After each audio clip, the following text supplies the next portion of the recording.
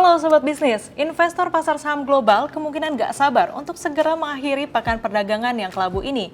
Dua sentimen utama, yakni aksi jual saham Apple Inc. dan keperkasaan dolar Amerika Serikat menggelayuti pelemahan pasar saham. Bursa saham di seluruh kawasan Asia melemah, sementara perdagangan di Hong Kong dibatalkan karena cuaca buruk pada hari ini, Jumat 8 September 2023. Penurunan tersebut menyusul aksi jual di Wall Street yang membebani saham-saham teknologi. Sebagian didorong oleh kekhawatiran terhadap penjualan iPhone di China. Pasar saham Indonesia juga tak kebal dengan pelemahan bursa global. Indeks harga saham gabungan melemah ke 6.917,05 Jumat 8 September 2023.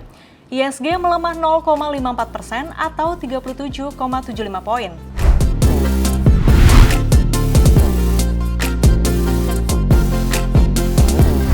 Soal Apple di China itu memang bikin geger.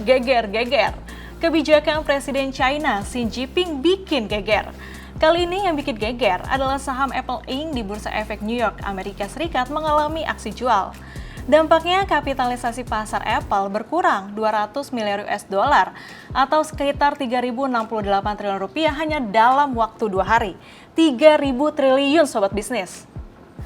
Berdasarkan penutupan perdagangan Kamis 7 September 2023, saham Apple turun 2,92% atau 5,35 poin ke posisi 177,56 US dollar.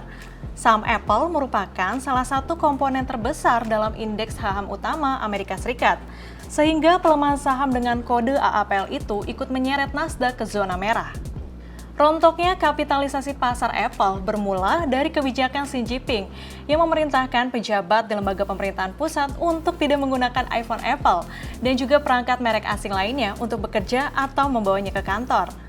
Ya, dikutip dari Reuters pada Rabu, belum jelas nih seberapa luas perintah tersebut didistribusikan. Pemerintah setempat juga belum memberikan jawaban atas kebijakan Xi Jinping.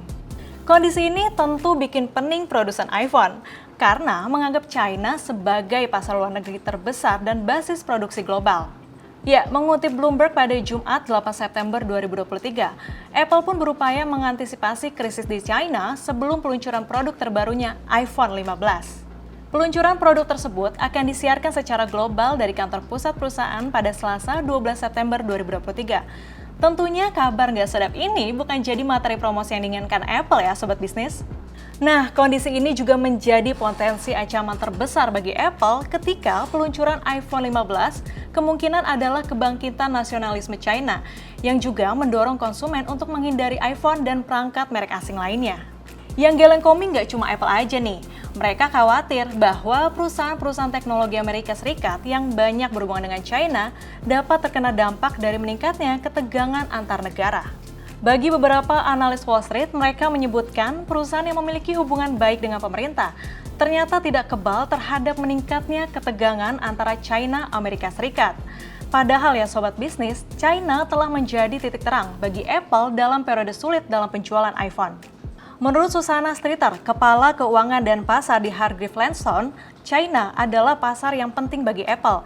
Bukan hanya karena Tiongkok merupakan pusat manufaktur yang sangat penting, namun karena negara ini merupakan sumber pendapatan yang semakin penting. Kondisi Apple tidak hanya mempengaruhi kondisi saham global saja, tetapi juga berpotensi berdampak di tanah air. Apalagi saat ini Apple juga belum nih punya toko resmi sendiri atau Apple Store yang didirikan sendiri oleh Apple Inc. Karena tak ada toko resmi Apple Store, produk Apple juga tak ketinggalan sering kali dipalsu. Meskipun mudah membedakannya dengan yang asli. Oleh karena itu, untuk membeli produknya harus melalui distributor resmi. Beberapa distributor resmi Apple yang ada di Indonesia, misalnya Digimap yang bergerak di bawah PT Mitra Adi Perkasa Tbk atau MAPI, dan juga Erafone yang bergerak di bawah PT Era Jaya Swasembada Tbk atau ERA. Gimana nih Sobat Bisnis, karena perang dagang, kinerja dua emiten tadi terdampak juga nggak? Ikuti terus perkembangannya hanya di bisnis.com ataupun harian Bisnis Indonesia ya. Jangan sampai lolos. Semoga portofoliomu juga terus berkibar. Sampai jumpa.